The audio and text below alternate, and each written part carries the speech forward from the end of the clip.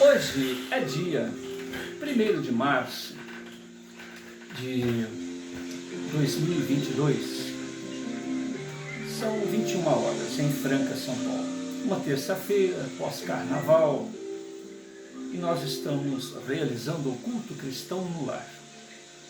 Nessa oportunidade, nós estamos lendo esta obra, A Morte e o Seu Mistério.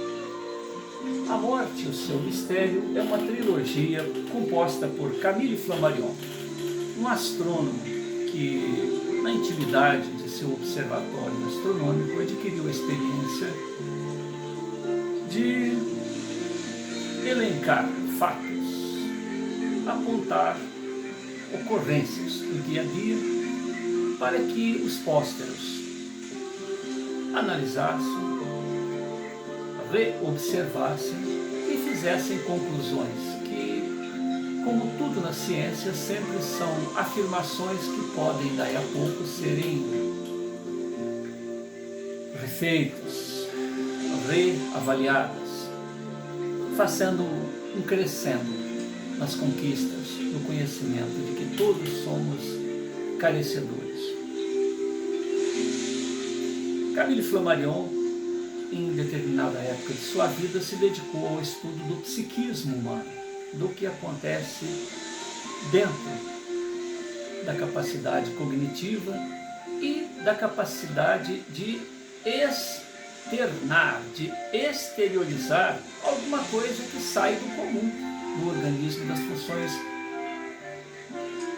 do dia a dia do organismo.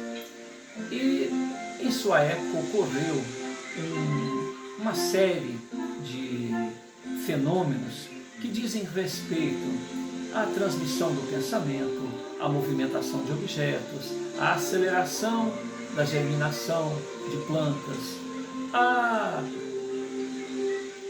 cura ou adoentamento de animais, de plantas que tinham sob o seu olhar a visão de alguém,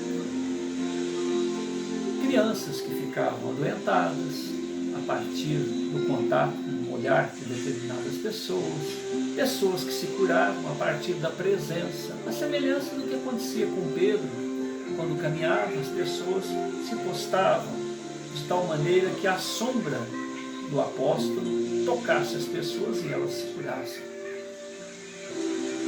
Enfim, foi uma época de muita, mas muita prosperidade na produção de fenômenos, de tal maneira que intelectuais, livres pensadores, pessoas ligadas a este ou aquele dogmatismo do materialismo ou do espiritualismo, sequer tinham condições de ignorar, porque isso acontecia no seio de suas próprias famílias, na intimidade de seus negócios.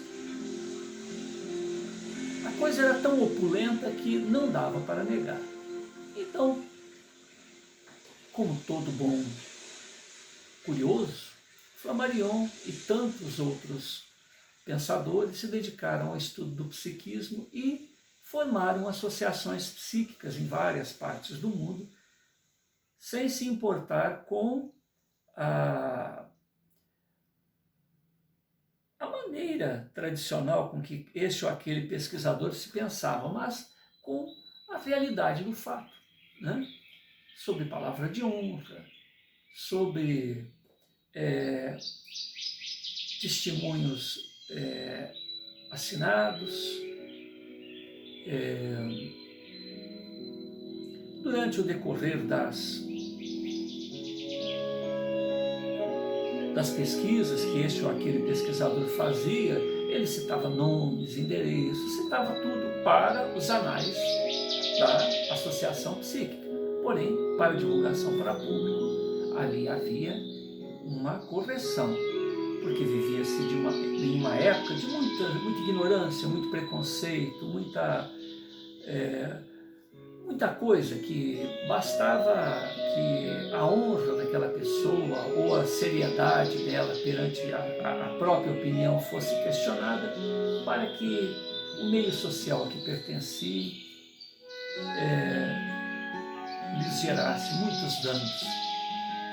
E com isto, os psiquistas, todos eles, ateus, espiritualistas, livres pensadores, tinham por norma, quando comprometia a pessoa, mas não comprometia o local, ele colocava a primeira letra do nome da pessoa, ponto, e ficava naquilo. E quando comprometia, inclusive, a localidade, eles colocavam MP, M.P. E em relação à localidade, a primeira letra, ponto, mas os originais continham todos os dados pesquisados. Enfim, Camille Flammarion, diante da manifestação de tantos fantasmas de vivos, pessoas que gozavam de perfeita saúde, fantasmas de moribundos, pessoas que estavam na bica da desencarnação, na bica da morte, no umbral do túmulo, se manifestavam em duplo. E mais estranhamente ainda, aqueles que partiram há uma semana, uma década, meio século, um século e um tanto mais, resolveram também se fazer presentes. E com isto não foi possível deixar de se notar o acontecimento e, espiritualistas ou não tinham como negar o fato. Poderiam interpretar o que estava acontecendo e para isso surgiram várias maneiras de se fazer. E atualmente, nos dias atuais, a parapsicologia, que é uma decorrência de tudo isso daí, ela dividiu os fenômenos em psigama, psicapa e psiteta. Psigama e psicapa são aqueles fenômenos que são de mente a mente, alguma coisa que está aqui, que eu passo para aí, sem manifestação material. De outra parte, já tem aqueles fenômenos recolhidos pela retina, transmitido pelo nervo óptico, indo ao cérebro para interpretação. E já não é mais um fenômeno de mente a mente. Fenômenos auditivos, fenômenos táteis, fenômenos de movimento e tantas outras coisas, porém produzidos por fantasmas de vivos.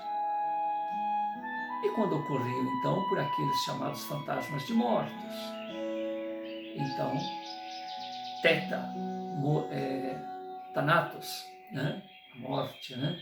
Então, com isso, surgiram os fenômenos psiteta. Então, desde fantasmas de vivos, de mortos, até uma denominação própria, né? De psigama, psicapa e psiteta, a coisa foi se desenrolando. É a mesma época em que surge o espiritismo, a parapsicologia com a qual nós nos referimos, a psicotrônica, mais recentemente a projeciologia e transcomunicação instrumental. Enfim, vão se desdobrando as circunstâncias em que, além do organismo físico, alguma coisa está acontecendo. O que será que está acontecendo? Qual é o esforço do indivíduo de sair de si próprio, desdobrar-se em um duplo e se fazer presente em algum lugar? Então, este fenômeno está presente na vida dos santos, na vida dos indivíduos comuns do dia a dia, em todos os meios sociais, junto aos barões, baronesas, duques e junto aos grupos do populacho, né? Junto a pessoas nobres, junto a pessoas dignas e junto a pessoas perversas.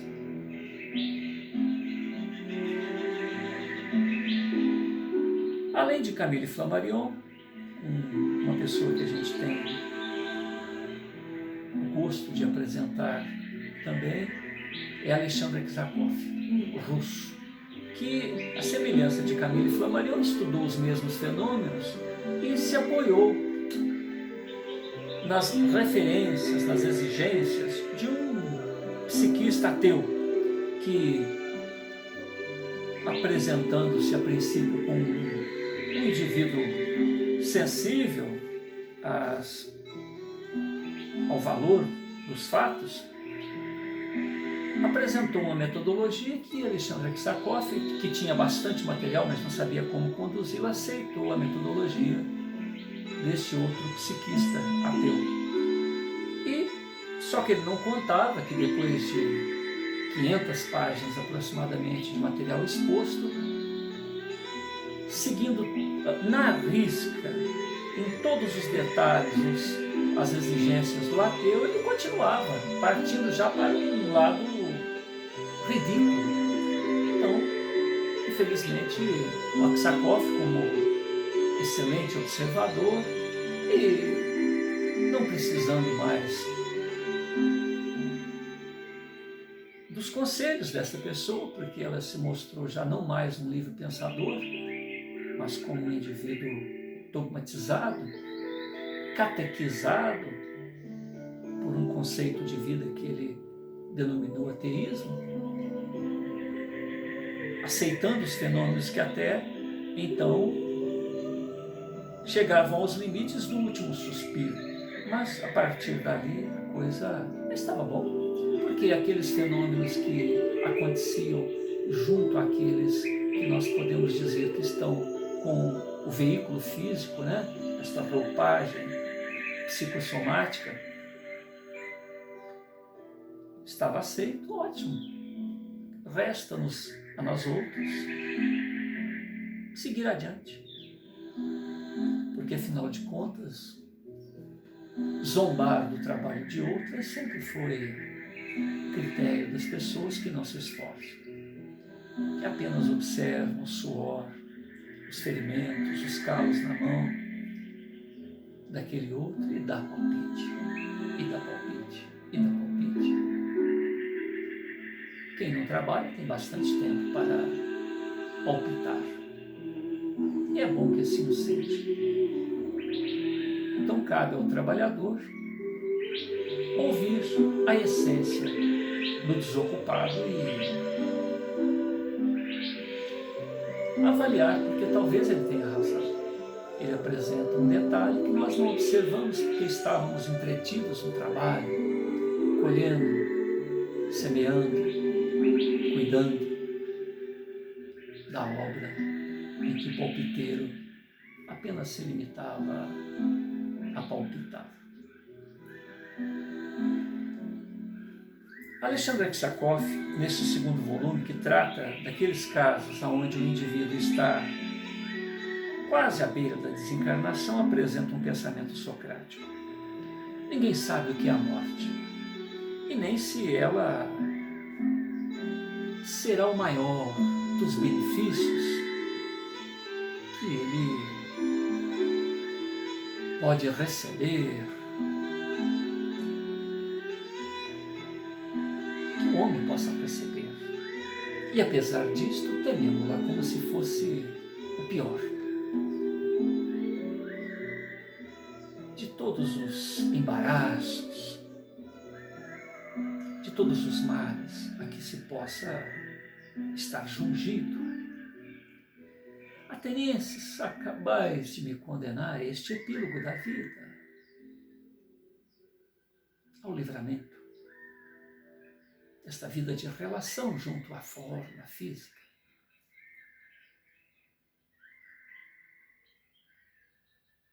E, estranhamente, a voz de Minal, que sempre se fez ouvir em meu mundo íntimo durante todo o curso de minha vida,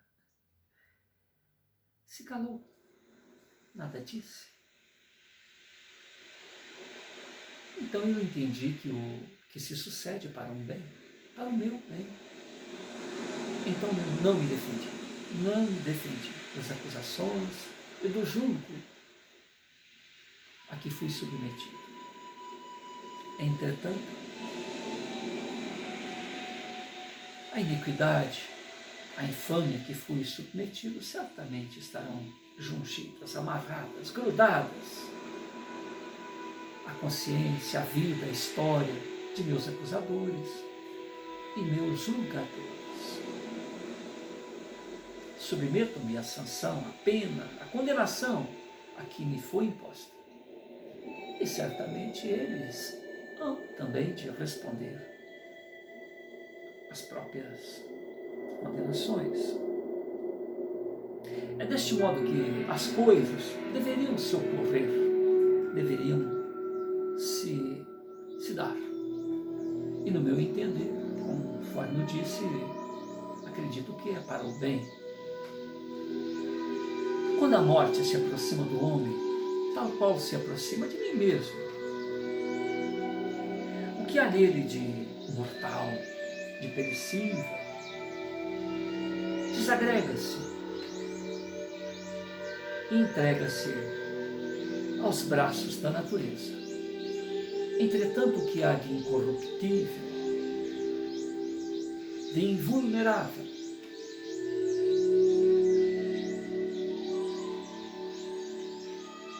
de imortal, de incorruptível, retira-se imóvel, retira-se intacto. Estamos na página 321, onde Flammarion cuida especificamente daqueles casos aonde o indivíduo está ali, no limiar, à beira da morte. Eu recebi muitas cartas suas, todas as semanas, me avisavas com a sua família e naturalmente falávamos nessas ocasiões, no caro ausente. Um dia fui encontrar sua mãe em lágrimas.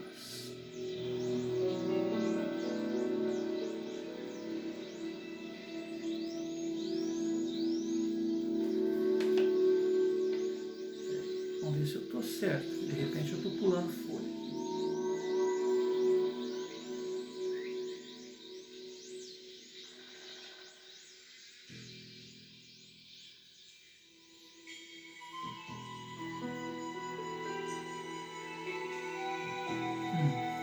Ah, meu querido amigo, disse-me ela, apenas me viu. Tenho cruéis pressentimentos, perderei meu filho. Esta manhã, ao entrar no quarto em que está o seu retrato, este retrato havia sido pintado por Tiamat, um dos meus camaradas, durante o último tempo de licença que lhe fora concedido. Para saudar, como tenho por costumes cotidianamente, li com nitidez que um dos seus olhos estava arrebentado e que o sangue corria no seu rosto. Mataram meu filho. Procurei tranquilizá-la, fazendo-lhe compreender que o que ela vira nada mais seria que o efeito da luz. Não houve maneira de tirar-lhe do sentido a ideia de que seu filho estava morto, ou pelo menos ferido. Tempos depois, recebíamos notícia da morte do capitão Escolrow, caído aos 27 anos, no cerco de Puebla. Um futuro general, como o havia classificado o coronel Cleric, o seu coronel no regimento de Zuavos, número 2, no cerco de Sepascobou, no momento do primeiro assalto Malakoff.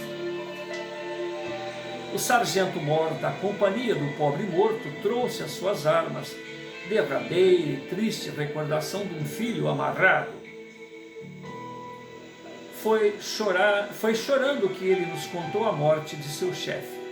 Sendo o primeiro a partir para o assalto da cadeia, arrastava com ele os seus homens quando uma bala atingiu os punhos de sua espada, que quebrou o pulso direito. pegando no sabre com a mão esquerda, avançou à frente dos seus soldados. De novo foi alvejado por uma bala que penetrou-lhe num dos olhos, o matou, sem que ele soltasse um só grito. Eis, em toda a sua simplicidade, o relatório de um fato de que fui testemunha.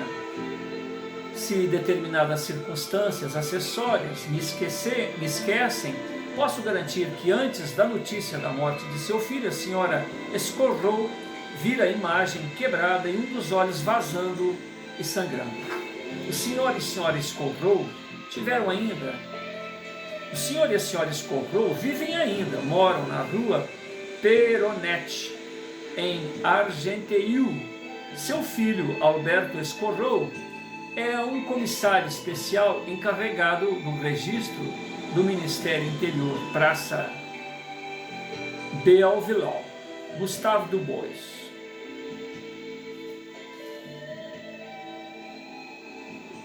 Um inquérito feito pelo doutor Darioux junto à senhora Escorrow de seu filho e das diversas testemunhas não deixou a menor dúvida a respeito deste fato de lucidez, de vista à distância, de repercussão telepática da morte do capitão no cerco de Puebla. Foi efetivamente no dia de Ramos, 29 de março de 1863, que tal acontecimento ocorreu no México e a senhora Escorrow percebeu e sentiu em Sèvres a morte de seu filho. Não vimos nós um caso idêntico mais atrás e do tenente de Boislev? É tempo de encerrar este capítulo, apesar dos numerosos documentos expostos nesse instante ante os meus olhos. Todavia, impõe-se neste lugar uma recordação literária do livro A Volta da Morte. Podemos inscrever os nomes de dois grandes espíritos, Dante e Petrarca. Um sonho correspondente à morte de Beatriz pode ler-se no poema da juventude de Dante, A Vita Nuova. O poeta viu-a pela primeira vez quando tinha 9 anos, e ela 8, anjo puro, e já beleza deslumbrante. Tornou a vê-la 9 anos mais tarde, ainda mais formosa, e ela foi para toda a vida a mulher dos seus pensamentos. Como a celebra na Divina Comédia, Beatriz nascera em Florença em 1266 e morreu na mesma cidade em 1290. Na idade de 24 anos, era filha de Folco di Ricovero Portinari, cidadão distinto de Florença, fundador do Hospital Santa Maria Nova. O poeta conta que teve uma espécie de visão terrível do fim do mundo, com abalo de terra, e julgou que um amigo se lhe dirigia dizendo: a tua admirável dama caiu neste século. Um anjo levava-o ou levava para o céu. Na sua dor, o poeta pensou que iria morrer também. Isso está em Dante, A Vida Nova, edição Charpentier, Paris, 1853, página 35. Dante Alighieri, 1265 a 1321, era um prodigioso poeta. É na acepção mais elevada que podemos qualificar de visionário. Petrarca viu da mesma forma, em sonho, a morte de sua querida Laura. No momento em que ele viajava na Itália e ela era vitimada pela peste em Avignon, 1348, viu igualmente a morte do bispo Lambrès.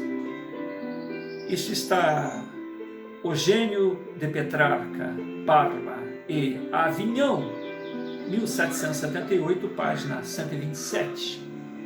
Os fatos que atualmente estudamos e que parecem novos para tantas pessoas já eram observados no século XIV, 1300 em diante até 1400. No século XIII, 1201 até 1299, 1300. E no tempo dos romanos, tempo dos gregos, tempos dos egípcios, e como são nos nossos dias, época de Flamarion, 1800 e pouquinho. Nas páginas precedentes, chegamos gradualmente às manifestações dos mortos. As que se acabam de ler relacionam-se a moribundos, com vivos agindo antes do instante do Supremo, ou neste momento, no momento do Supremo. Por vezes é difícil decidir se estão no último suspiro ou um tantito antes. Acrescentaria ainda uma, fechando este capítulo, ela lança uma ponte entre dois mundos, e que poderia ser devida, poderia ser devida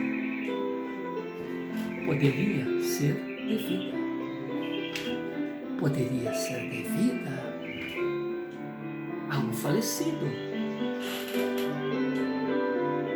É por uma das mais estranhas, das mais fantásticas. E ela foi-me oferecida por um observador que meus leitores conhecem, o Dr. Sarmin. Vide antes da morte na página 373. Trata-se de transmissão entre França e a Grécia. Isso está extraído da obra Contribuição para o Estudo de Certas Faculdades Desconhecidas, Faculdades Cerebrais Desconhecidas, página 28. Abre aspas. Tínhamos no hospital, escreve o doutor, um rapaz francês chamado Landry, atingido por uma paralisia geral. Era, creio, o ano de 1873. Ocupava uma cela onde não saía senão sob vigilância de um guarda, porque a sua loucura era violenta. Todas as manhãs, uma irmã, enfermeira, Soror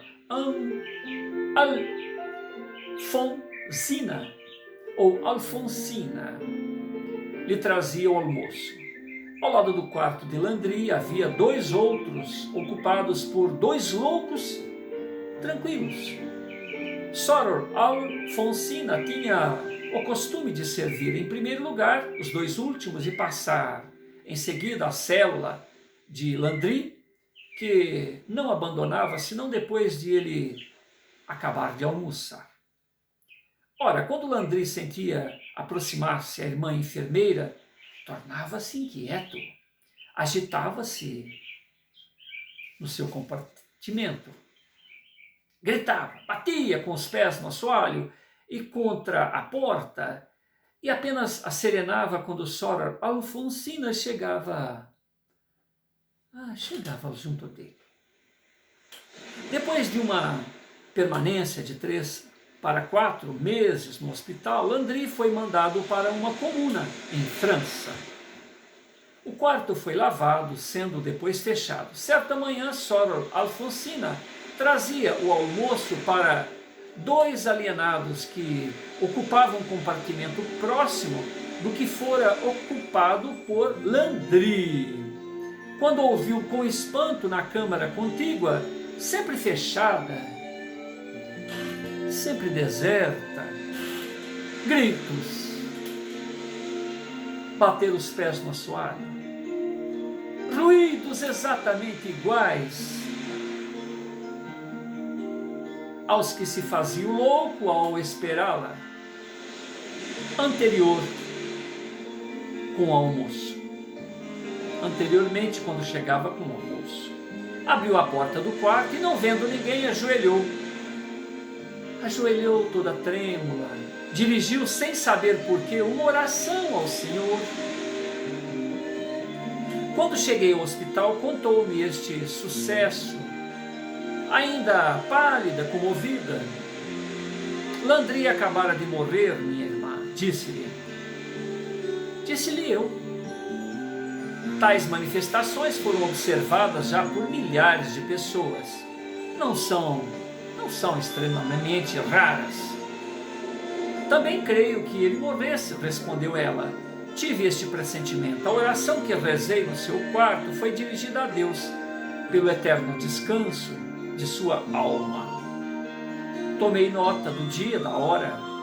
Volvido um mês, soubemos por intermédio do consulado francês que Landry tinha morrido na França no próprio dia da manifestação assinalada, quando a hora foi-me possível obtê-la.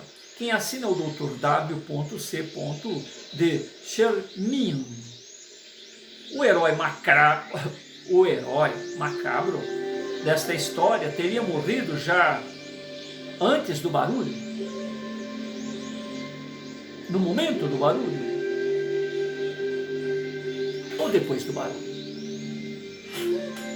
ou ter-se-ia transportado ainda vivo, em duplo, mais agonizante, à sua antiga cela, ou ainda teria o estranho incidente, mais estranhamente ainda, será que seria posterior ao falecimento? Não se havia produzido anteriormente e foi observado no dia da morte. Somente no dia da morte, na presença da religiosa. Já formulamos essa pergunta. Não se conservará nas habitações em que vivemos alguma coisa de nós mesmos? Capítulo 10, página 325. Não subsistirão as emanações latentes quando o ritmo vital do coração se detém para sempre. Olha o quanto é difícil a pessoa afirmar. Quem estava aqui fez porque estava. Quem está quase aqui porque ainda não se foi. Quem já não tem mais o corpo, mas continua por aqui, por isso continua fazendo tudo o que fazia quando tinha saúde ou quando estava moribundo. Olha como é difícil se fazer esta afirmação, respeitando a teimosia da concorrência, que diz, morreu, acabou. Entretanto, nos domínios das manifestações do ser humano, entramos no domínio das manifestações do ser humano depois da morte.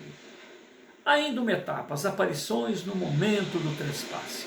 Então nós vamos iniciar na próxima parte agora, na próxima leitura, vamos dizer assim, o capítulo 12, página 325, aparições de moribundos no momento da morte.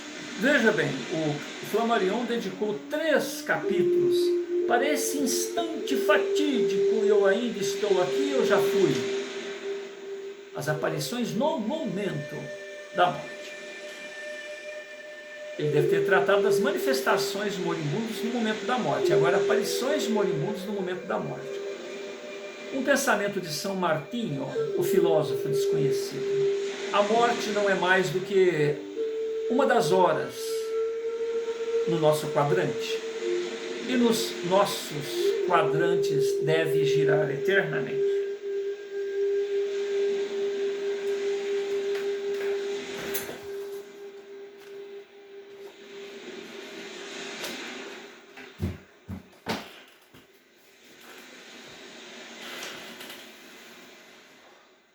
Louvamos o seu trabalho, Flammarion. Louvamos a sua mensagem de vida eterna. Jesus, é o nosso amigo, mestre, orientador. Louvamos a sua paciente espera de nossa de nossa compreensão de nós mesmos, ó Deus amado, para que um dia possamos, na segurança de nós mesmos, lembrarmos que somos um contigo, que somos um com esta humanidade terrena e com esta humanidade universal.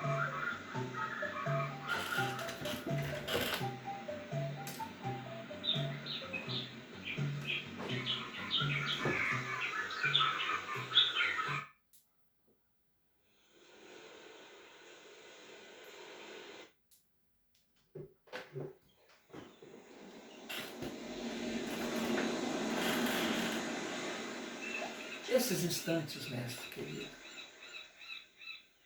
representam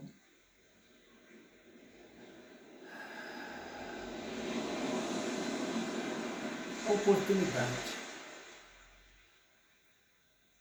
de criarmos uma sintonia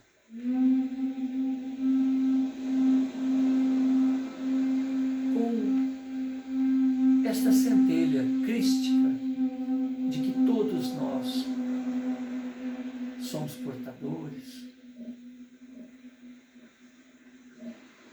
essa origem divina, a qual o responsável pelo planeta disse: vós sois deuses. Se somos Cristos em potenciais, filhos de Deus, peixinhos, portanto, filho do peixão, lucigênitos, portanto, há uma centelha que pode ser acionada pela vontade, pelo querer sincero, humilde. Porque quem mais humilde que o Criador, quem mais humilde que o Criador, tudo podendo, tudo tendo feito, tudo tendo realizado, olha para nós em nossa indigência intelectual, moral, raciocínio, em termos de tudo, imaginando através de fantasias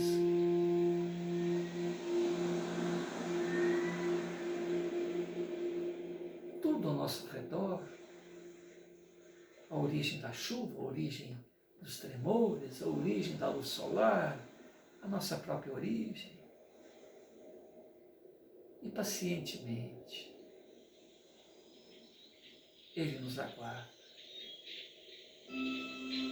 Não nos pune pelas nossas infantilidades, pelas nossas brigas de crianças, pelas nossas peraltices e até abusos desrespeitosos ao próprio Criador, a nós mesmos, aqueles com os quais convivemos, e pacientemente nos aguarda, e nos aguarda porque Ele sabe antecipadamente a nossa próxima etapa. E quer queiramos ou não, um fluxo de vida neste educandário a que estamos matriculados, em terceira dimensão, neste quintal deste universo,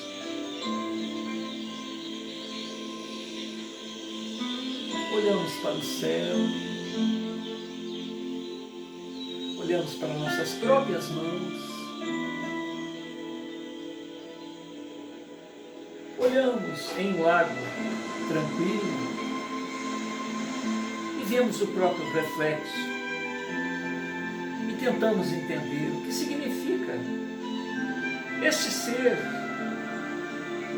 cuja sombra é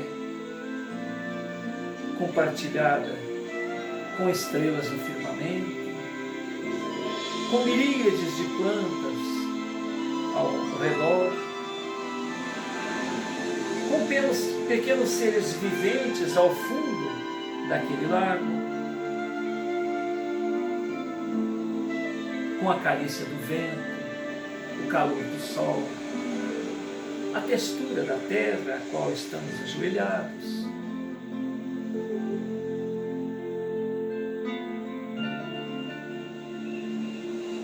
Com pequenas dores, quando nos ferimos, nos acotovelamos, tocamos em algum ponto mais resistente,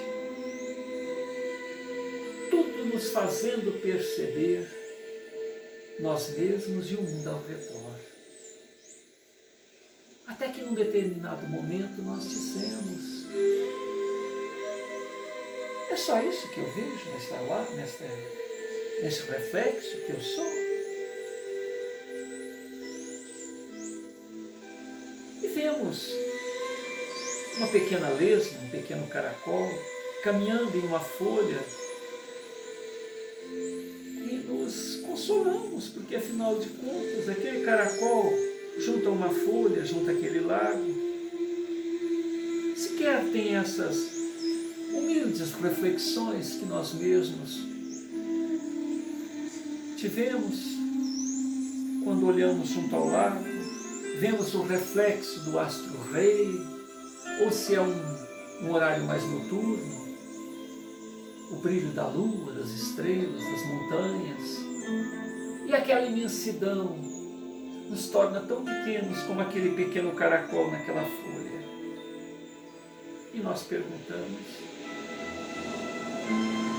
será que sou só isso? O que significa o meu existir? Porque eu tenho tantos sentimentos. Olha que coisa linda, eu já consigo ter a noção da minha própria pequenez. E já consigo ter esperanças de subir aquela montanha,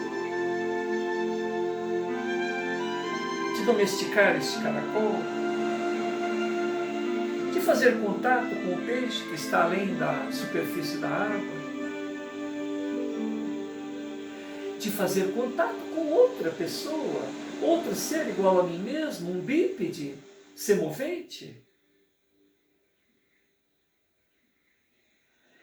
E descubro que, por mais que eu tente, o meu vocabulário é inútil. Os meus grunhidos e os seus grunhidos não se entendem. Então a necessidade que nos acomodemos, que nos entreolhemos e façamos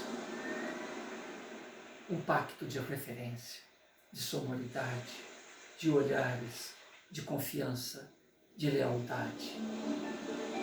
E saber que os seus grunhidos são diferentes do meu, porque ele veio de uma terra distante, aonde aqueles grunhidos têm significado para aqueles semoventes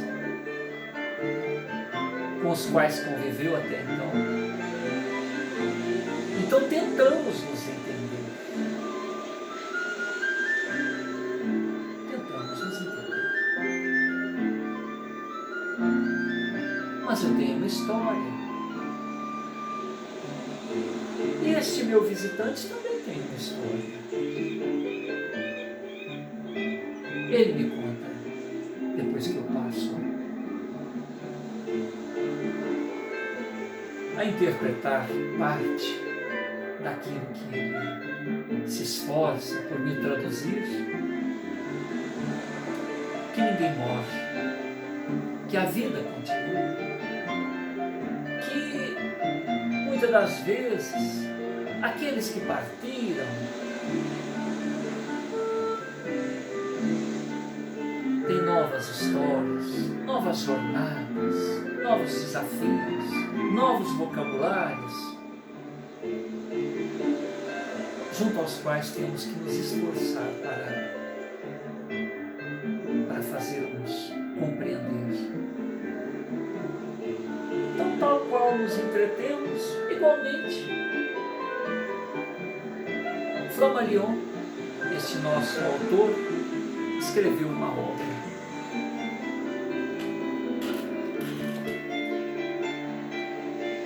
Narrações do Infinito. Uma obra composta de 4, 5 diálogos.